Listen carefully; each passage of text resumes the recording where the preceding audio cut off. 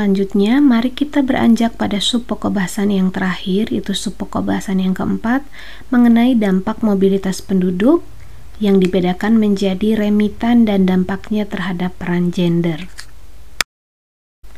Ketika kita berbicara mengenai dampak ekonomi dari mobilitas penduduk, maka tidak bisa dilepaskan dari istilah remitan. Remitan memiliki definisi awal, yaitu uang atau barang yang dikirim migran ke daerah asal. Connell et al. Pada tahun 76 menyebutkan bahwa remitan adalah uang atau barang yang dikirim antara migran dan keluarga yang ada di desa. Artinya ini hanya terbatas pada remitan yang sifatnya ekonomi. Namun, Bulan pada tahun 2010 dalam disertasinya menyebutkan bahwa terdapat perluasan makna remitan, yakni remitan tidak hanya sebatas persoalan material berupa uang ataupun barang yang merupakan remitan ekonomi, namun juga ada yang disebut dengan remitan sosial, berupa aspek-aspek lain seperti ide-ide, perilaku, identitas, dan kapasitas sosial yang tentunya bermanfaat bagi kehidupan migran. Lalu untuk kontribusi remitan bagi daerah asal, De Haas pada tahun 2007 menyebutkan paling tidak ada 3 pandangan. Mereka yang berpandangan optimis menyebutkan bahwa remitan ekonomi dan remitan sosial dari para buruh migran di negara tempat bekerja dapat membantu perekonomian negara. Namun para migration pesimis menyebutkan bahwa remitan hanya digunakan untuk keperluan konsumsi dan menimbulkan ketergantungan, sehingga tidak heran jika banyak migran yang kemudian balik lagi dan balik lagi. Lalu menurut pandangan pluralis, remitan memberikan kontribusi terhadap penghidupan rumah tangga yang lebih stabil dan aman, karena di situ sudah ada unsur-unsur investasi. Remitan memiliki manfaat dalam pemenuhan kebutuhan. Untuk itulah banyak orang yang kemudian berniat untuk menjadi migran internasional karena remitan ini. Pemenuhan kebutuhan ini bisa berupa kebutuhan praktis maupun kebutuhan strategis. Untuk kebutuhan praktis, mantra menyebutkan bahwa ada 3 paling tidak penggolongan mengenai pemanfaatan remitan. Pertama adalah pemanfaatan yang sifatnya konsumsi, ini untuk kebutuhan-kebutuhan yang sifatnya habis pakai, misalkan untuk sandang, pangan maupun papan. Lalu ada kebutuhan yang sifatnya produksi ini biasanya digunakan untuk berusaha. Lalu yang ketiga adalah investasi untuk jangka panjang, bisa berupa pendidikan, sosial maupun ekonomi. Lalu untuk kebutuhan strategis, Fleury menyebutkan bahwa remitan dapat meningkatkan otonomi perempuan dan posisi tawar perempuan. Jadi dengan menghasilkan remitan, perempuan memiliki kepercayaan diri sehingga dia memiliki kemampuan untuk mengontrol atau mengambil keputusan baik dalam rumah tangga maupun dalam kehidupan bermasyarakat. Sehingga tak heran jika beberapa di antara mereka kemudian berani tampil sebagai pimpinan-pimpinan dalam kehidupan bermasyarakat. Orozco et al. Menyebutkan bahwa migran perempuan di Bolivia mengirimkan remitan yang lebih sering dan stabil dibandingkan laki-laki. Jadi meskipun migran perempuan ini secara pendapatan memang lebih rendah daripada migran laki-laki, tapi mereka memiliki kebiasaan untuk mengirimkan remitan dengan lebih stabil dan lebih sering. Apalagi pekerjaan-pekerjaan yang mereka geluti biasanya pekerjaan rumahan yang tidak mengenal musim. Berbeda dengan laki-laki yang pekerjaan-pekerjaannya seringkali merupakan pekerjaan musiman. Untuk melihat bagaimana manfaat dari remitan bagi kehidupan rumah tangga buruh migran, kita dapat melihat dalam video berikut. Selamat menyaksikan.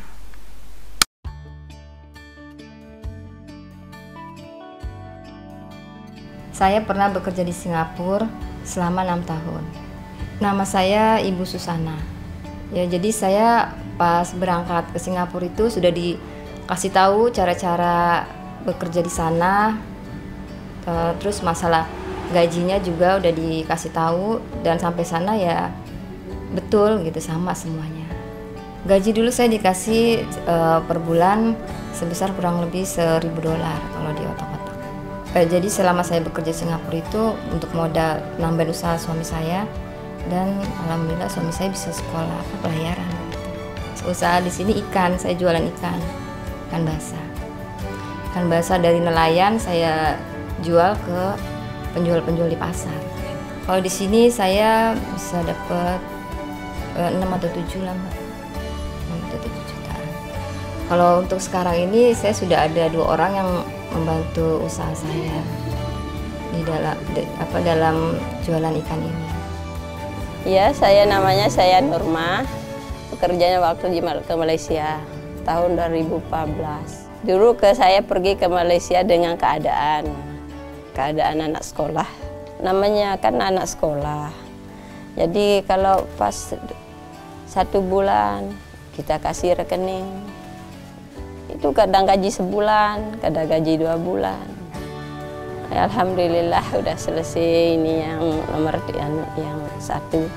Udah selesai kuliah jurusan kimia diambil. Kedua udah selesai di Unram juga jurusan kehewanan. Nama saya Mustafa Badawanik. Dulu saya ke Korea itu tahun 2007. Sebelum ke Korea itu nggak ada kerjaan. Saya nggak tahu apa. Pokoknya saya nggak pernah yang namanya kerja. Di tempat yang itu gajinya antara 15 sampai 21. Baru berapa tahun ya di sana saya beli. Itu gitarnya saya beli sekitar 15 juta.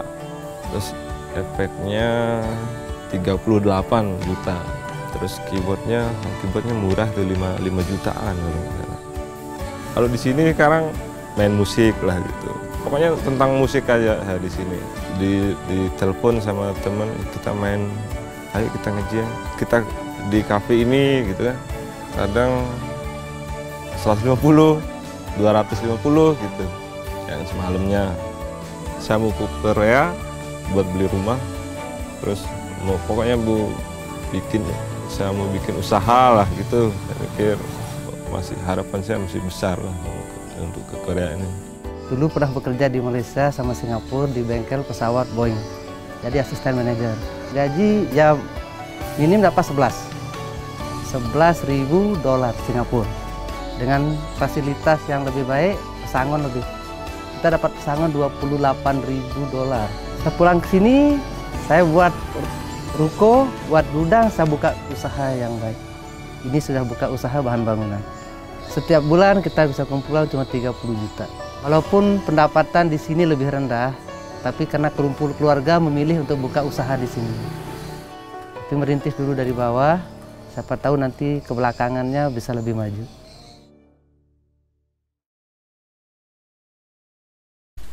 Berikutnya yang terakhir adalah dampak mobilitas penduduk terhadap peran gender. Ketidakhadiran salah satu pasangan dalam rumah tangga pasti mempengaruhi peran gender yang ada dalam rumah tangga tersebut. Suami yang biasanya memiliki tugas-tugas tertentu dan istri juga memiliki tugas-tugas tertentu pasti harus digantikan ketika salah satu di antara mereka pergi. Ketika laki-laki menjadi migran, maka biasanya perempuan memiliki tanggung jawab ganda dalam rumah tangganya. Dia harus menggantikan peran suaminya, misalnya mengurus lahan pertanian. Dan dia juga tetap harus mengurus anak dan juga kehidupan di rumahnya. Untuk itu biasanya seringkali juga dibantu oleh keluarga luas. Lalu ketika perempuan yang menjadi migran, biasanya tugas-tugas yang biasa dikerjakan istri dalam rumah tangga itu tidak sepenuhnya dikerjakan oleh laki-laki. Biasanya akan dibantu oleh peran keluarga luas, terutama saudara perempuan. Untuk kehidupan pasca migrasi, Sulistyo dan Wahyuni pada tahun 2012 menyebutkan bahwa otonomi perempuan dalam distribusi kekuasaan atau pengambilan kekuasaan khususnya dalam bidang produktif semakin meningkat. Buruh migran perempuan memiliki porsi kekuasaan di beberapa bidang strategis keputusan produktif rumah tangga. Namun rupanya tidak demikian dengan hal-hal yang sifatnya reproduktif. Artinya ketika si migran perempuan tersebut telah pulang, maka produktif memang cenderung setara, tapi reproduktif tetap laki-laki berada dalam posisi yang lebih tinggi dibandingkan perempuan. Hal ini membuktikan bahwa memang posisi buruh migran perempuan mulai bergeser relatif setara, terutama dalam hal produktif, namun tidak demikian dengan hal reproduktif ketika mereka sudah pulang. Selanjutnya mari kita lihat potret kisah dampak migrasi internasional perempuan terhadap pembagian peran gender dalam rumah tangga yang ditinggalkan, yang digambarkan dalam sebuah video yang merupakan kehidupan rumah tangga buruh migran, di mana perempuan yang ditinggalkan di situ dan laki-laki yang pergi di Nepal. Mari kita saksikan bersama bagaimana peran gender berubah ketika ketiadaan suami dalam rumah tangga.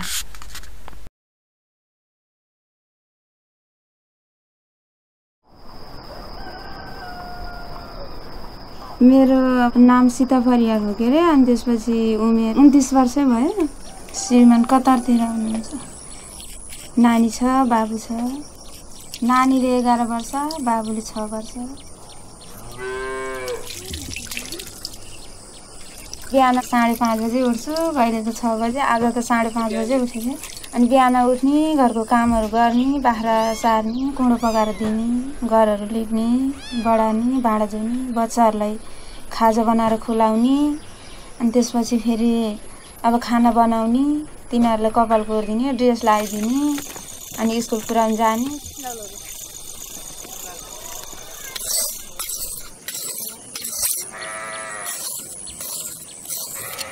अनि एकछिन समय भयो भने घाँस काट्ने, बाख्रालाई घाँस काट्यो, अनि त्यसपछि फेरि मेला गयो।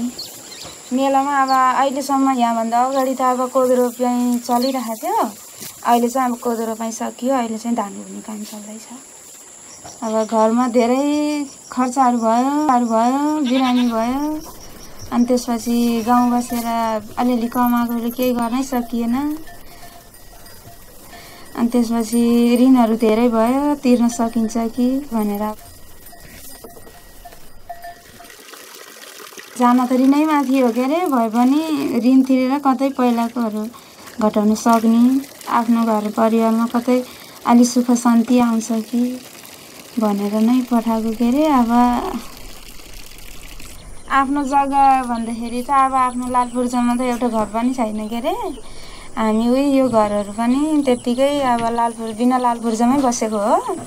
अनि अध्यय जग्गा गर्छु मैले, पहिला 7-8 हलको गर्थेँ श्रीमान हुँदा।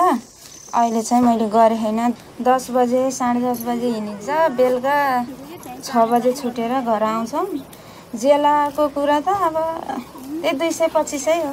अब गए पनि त कमाइ राम्रो भएन, कम्पनी राम्रो परेन, नबुझिकन अब धेरै त्यता कतै नहिँडेको मान्छे जानुभएको, अनि नबुझिकन जानले गरेर 3 महिना जति त ड्युटी पनि पाउनु भएन, अनि काममै लाग्नु भएन, सेलरी पनि दिएन, अनि त्यस्तै भएर बस्नुभयो। अनि त्यसपछि अनि अलिअलि दियो। अनि अहिले चाहिँ ठिकै छ, उहाँको 1000 रुपियाँ जति दिन्छ, त्यही माथि खानी लाउने, हामीलाई महिनाको उहाँको 700-800 जति पठाइदिनुहुन्छ। त्यत्रो ऋण गरेर गएपछि हामी के गरेर तिर्ने, हाम्रो बच्चा कसरी पढाउने, हामीलाई त कति दुःख भयो। अब त्यत्रो पैसाको ब्याज तिर्नु पर्यो, अलिकति हुन्छ कि भनेर जाँदाखेरि झन् त्यस्तो समस्या भयो। अब सक्ने युवा केटाहरू चाहिँ अब विदेश जाने भन्नुहुन्छ हैन। अब विदेश गएपछि अब घरमा अब नसक्ने बाबाआमाहरू मात्रै हुनुहुन्छ। जग्गाहरू त अब लगभग जोत्ने मान्छे पाइँदैन। अब जोत्ने मान्छे नै नपाएपछि त काम गर्ने कुरै हुँदैन। अब हामीहरूले गर्ने काम त ठिकै छ, गर्छौँ, यताउता परमेश्वरमा लाउँछौँ, दिदीबहिनी मिल्छौँ, गर्छौँ नि त। जुन भने जोत्ने मान्छे नै पाइँदैन। मैले भन्दैछु अब 1 वर्ष पुग्न लाग्यो, ठिकै छ, सेलरी बढाउँछ भरि बस्नु, नत्र भने त्यति गएको ऋणहरू तिर्नु, त्यसपछि आउनु, गाउँमै बसेर दुःख गरे नि गरौँला, नत्र भने अन्तै अर्कै मेन पावरमा गएर अलि राम्रो ठाउँमा, अब त जान्यो बुझियो नि त, त्यसो गरेर अन्तै जानु होला भनेछु। यस्तै हो, पढाइ लेखाइ छैन, बुढा जहाँ गए पनि उही लेबर कामै हो। ठिकै छ, अब त्यति सुख पाएर बस्न जस्तो त लाग्दैन के अरे है। दुःख सुख चल्छ नै व्यवहार। अब 5-10 वर्षपछि राम्रो काम चलेछ, श्रीमानले कमाउन सक्नुभयो भने चाहिँ सुखै पाइएला के, नत्र भने यतिकै होला नि।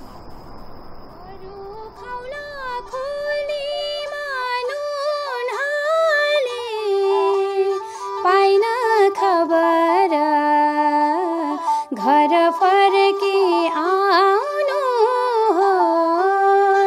मेरो हजुर।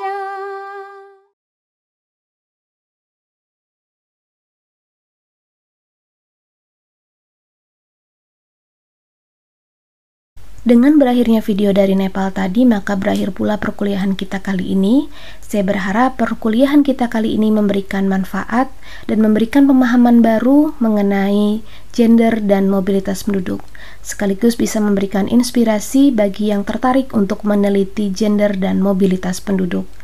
Semoga semua tetap sehat, tetap semangat. Sampai jumpa di lain waktu. Wassalamualaikum warahmatullahi wabarakatuh.